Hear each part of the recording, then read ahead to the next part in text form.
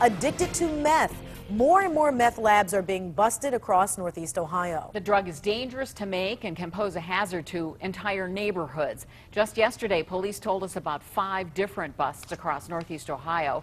Meth is extremely addictive, and adding to the problem, it's inexpensive to make using common ingredients. News Channel 5's Kristen Byrne talked with a woman recovering from a meth addiction and joins us live from a treatment center in Cleveland. And this is quite a story she has to tell, Kristen. That's right, Lee. We're at the Women's Recovery Center in Cleveland, and Katrina Blatt has been coming here for help.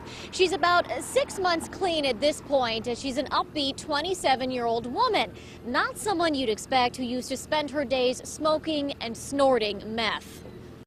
Studying at Tri-C to be a nurse, Katrina Blatt is always hitting the books these days. But rewind 4 years back, life was different. This Solon native was enslaved by her meth addiction.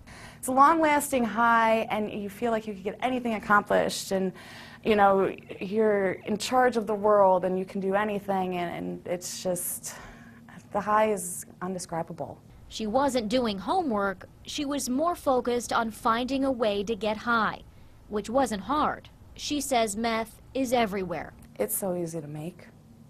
There's different variations, and all you need is household chemicals, or depending on what method you use, a lithium battery from your cell phone and Sudafed. Her health was deteriorating. She had sores on her face, and she burned a hole in her septum from snorting meth.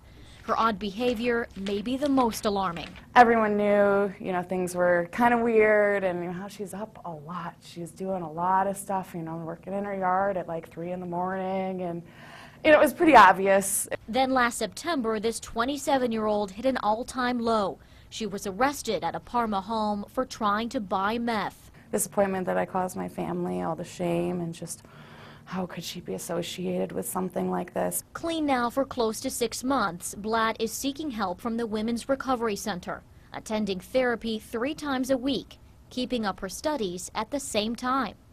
Meth is not part of her new life plan. It's not worth it. It's not worth it. It's not worth it at all.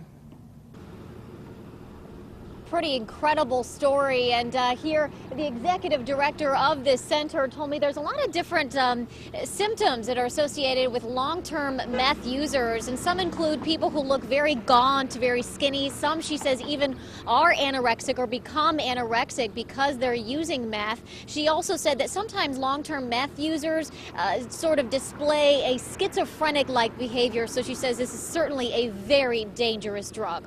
In Cleveland, Kristen Byrne, News Channel 5. Well, good for Katrina for pulling her life together. Kristen, why did she decide to talk to you on camera and tell her story?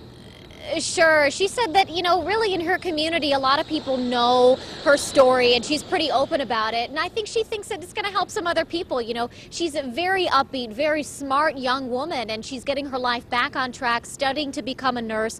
And she thinks that, hey, watch my situation, watch how I change my life around. If you struggle with this addiction, it can help you too. Back to you. All right, Kristen Byrne, thanks very much.